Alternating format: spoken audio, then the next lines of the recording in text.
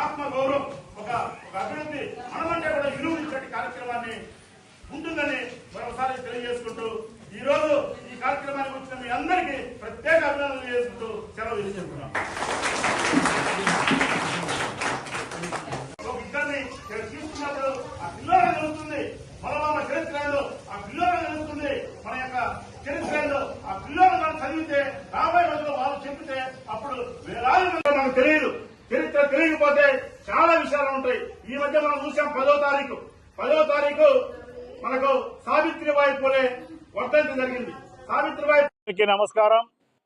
ఈరోజు తిరుపతి జిల్లా రైల్వే కోడూరు నియోజకవర్గం రైల్వే కోడూరు పట్టణంలో ఎర్రచందనం పార్కులో ఈరోజు కవిత్రి మొల్లమాంబ జయంతి కార్యక్రమము సుమారు 500 మందితో ఘనంగా నిర్వహించడం జరిగిందని ఈ సందర్భంగా తెలియజేస్తున్నాము.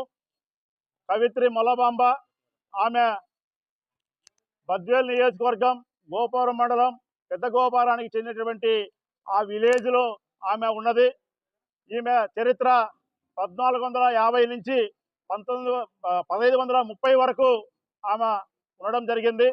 ఆ రోజుల్లో ఆడవారు కనీసం బయటికి కూడా వచ్చేటువంటి లేని సందర్భాలలో ఆడవారికి చదువు ఎంకరేజ్ చేయనటువంటి రోజుల్లో ధైర్యంగా మొల్లమాంబ రామాయణాన్ని తెలుగులో రాయడం చాలా గొప్ప విషయం.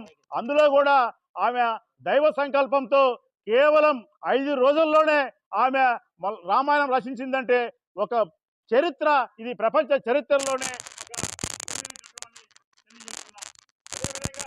ఈరోజు మొల్లమాంబను ప్రతి ఒక్కరు కూడా ఆదర్శంగా తీసుకోవాలి.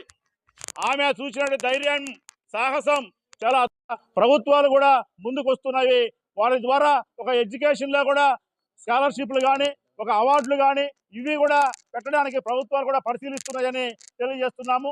అదేవిధంగా మొల్లమాంబ జయంతి కార్యక్రమానికి అద్భుతంగా చేసినటువంటి ఈ నియోజకవర్గంలో రైల్వే కోడూరు నియోజకవర్గంలో ఉన్నటువంటి కమిటీ సభ్యులకు మరొకసారి అభినందనలు తెలియజేస్తున్నాము. ఒక చక్కగా కోఆర్డినేషన్తో, అందరి ఐకమత్యంతో, అందరి యొక్క కృషితో, అందరి పట్టుదలతో చాలా అద్భుతంగా ఈ కార్యక్రమం జరిగింది.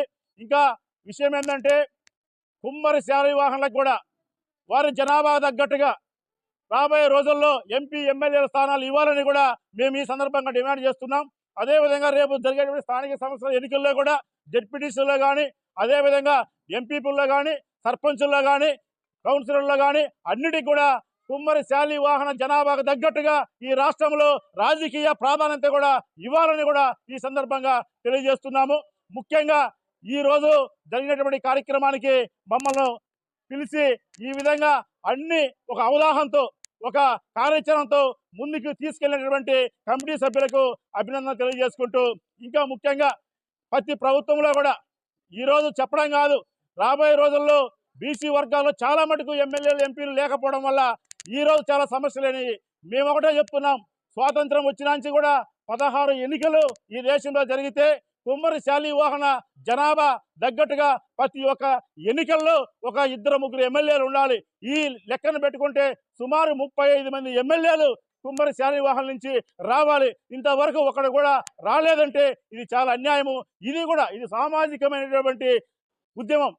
మొల్లగారి యొక్క స్ఫూర్తితో రాజకీయ చైతన్యం బాటలో కుమ్మరి శాలివాహనం ఈ రాష్ట్రంలో ముందుకు పోతుందని, అదేవిధంగా రైల్వే కోడూరులో కూడా చాలా యువత, మహిళలు చాలా ఉత్సాహంగా ఆనందోత్సవాలతో ఈరోజు జరిగినటువంటి ఈ కార్యక్రమము చాలా అద్భుతంగా నిలిచిపోతుందని ఈ సందర్భంగా తెలియజేస్తున్నాం.